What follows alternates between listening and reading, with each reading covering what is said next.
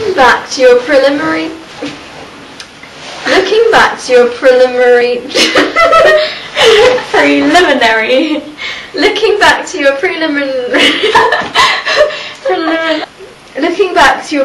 task, what do you feel that you have learnt in the progression from it to the full product? I think we have learnt a lot in progression from my preliminary task to my full media product. It was a lot harder, and it takes a lot more skill and imagination to create a clear and consistent narrative that also engages and interests a certain audience in over 2 minutes than for the 10 seconds we were given for our preliminary task. By creating this media product, it allowed me to realise just how much time and money and effort is put into producing full-length cinematic film. Firstly, we made sure that we addressed all the issues we faced in our preliminary task, such as professionalism. Match on action was an issue that we explored in our preliminary task, and it made me more aware of how to make a film more coherent. We tried to conform to match on action as much as possible, as we noticed how vital it was in the making of narrative. In making the narrative make sense in creating verisimilitude for the audience.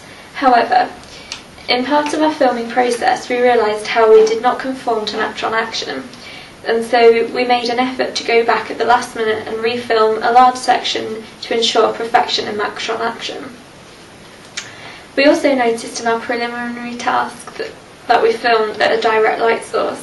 We tried to avoid this as much as possible in the scenes with the dialogue in the main opening sequence. However, when it came to the opening titles, we decided that we would film at direct light sources such as club signs and flashing lights, as it adds to the overall atmosphere. Also, by creating this subversion of a filming technique, it allowed us to create a more visually immersive, unique opening titles that would stand out to our audience and allow them to be more visually engaged.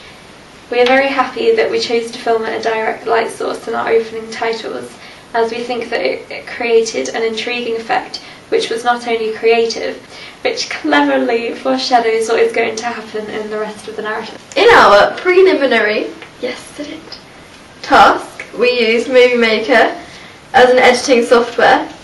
We decided that we would need something much more professional for our main task, so we chose to use Sony Vegas. This software allowed us to edit footage together brilliantly, as well as allowing us to explore our creative sides with a range of different effects and techniques.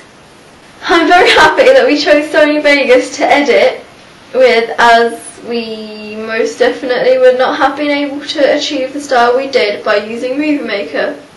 In our main task, we showed a range of camera angles and scenes compared to our preliminary. In our preliminary, we mainly used mid-shots to get an idea of the characterization. However, in our main task, we had more time to convey the different aspects. This meant we could include close-ups, mid-shots, long shots, wide shots, two shots, over-the-shoulder shots, and perspective shots, all of which we included.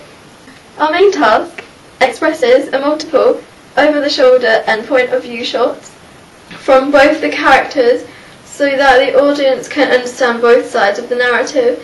However, we focused on making the female character of the addict look particularly vulnerable to make her the victim. We did this by giving the male antagonist the authority through the use of high-angle shots, as if he is looking down at the addict. And we have shown the addict as if she is always looking up to the dealer to make the dealer look bigger and more in control. This use of over-the-shoulder shots lets the audience understand who's in control and who has more power, which can lead to audiences' interpretations about the narrative and that something bad could happen to the female addict. As our preliminary task was filmed inside, it was easiest for us to get the correct lighting and sound from the camera, as there was no wind or environmental factors to disturb the camera. However, most of our main task was filmed outside on windy days.